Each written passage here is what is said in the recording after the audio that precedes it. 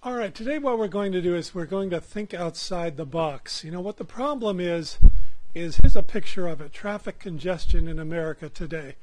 This is Los Angeles, but it could be any city, almost any municipality. Just cut down the number of cars slightly and the number of lanes slightly, and this is what you are probably faced with every day of your life where when you commute to work or commute home from work or try to get your errands done. They call this the 4 and 5 freeway because you go about 4 or 5 miles an hour in this kind of traffic. And nowadays it's all day long. There's no more rush hour, and it's in both directions. So there's no getting back. If you decide to pull the plug halfway to your trip, you're going to have to spend just as much time on the road. Our infrastructure is long since obsolete and old-fashioned. When you look at the congestion in your hometown, things like this happening, this is probably caused by some yahoo who had an accident up ahead, so they had to turn everybody back around, which made everyone happy, of course, for that whole day. Their day is ruined. And, you know, the other thing you have to remember when you're traveling in traffic like this, which again is almost every day of your life, you are breathing the exhaust fumes from the millions and millions of cars that just preceded you on that same road, and then you are in turn poisoning the people that come along behind you. This is why there's such high rates of cancer in this country right now. We are breathing everybody's pollution. There's no getting away from it. In cities, towns, countryside, the infrastructure is bursting at the seams. There is no hope unless we do something completely innovative in this country. We might as well be walking on these freeways because that's how fast you're going today. It's absolutely ridiculous.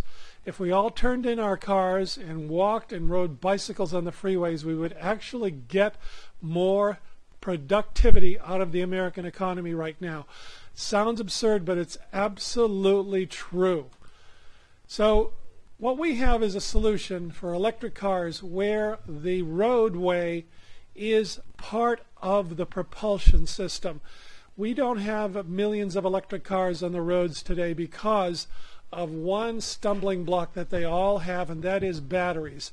If you have a laptop computer or a camera or an iPhone or something like that, you know that you have to be plugged into the wall after a few weeks of use on your batteries because they go down in time exponentially. They start out at a pretty decent charge. You maybe get 5 or 10 hours out of your laptop, but then after a few months it's only a half an hour.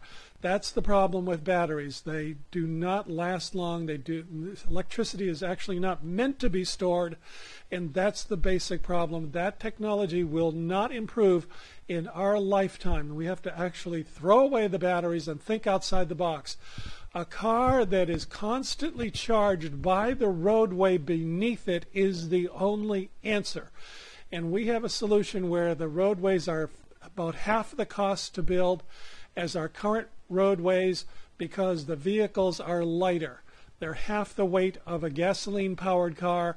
They do not produce any toxic emissions of any kind, and they are powered by solar and wind, which means we will gradually get off of our dependence on foreign oil or any oil of any kind, which again is toxic and causing highest cancer rates in history.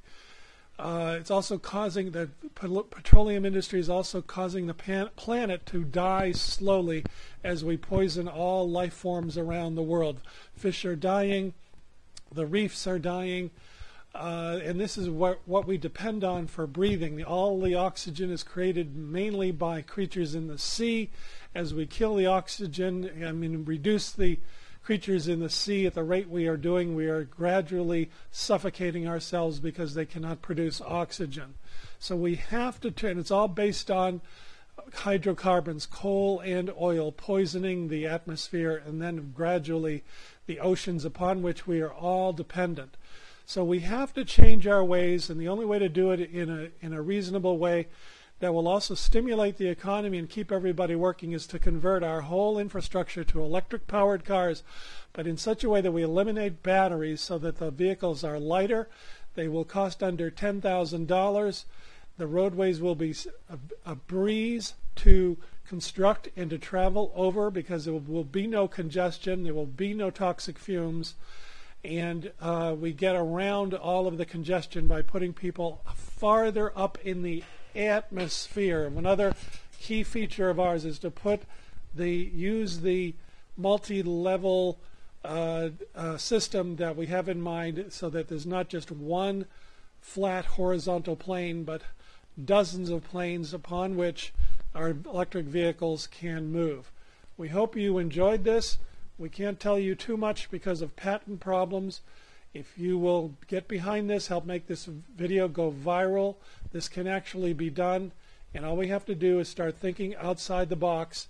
We have the methods, we have the systems, we just need your support. Thank you very much.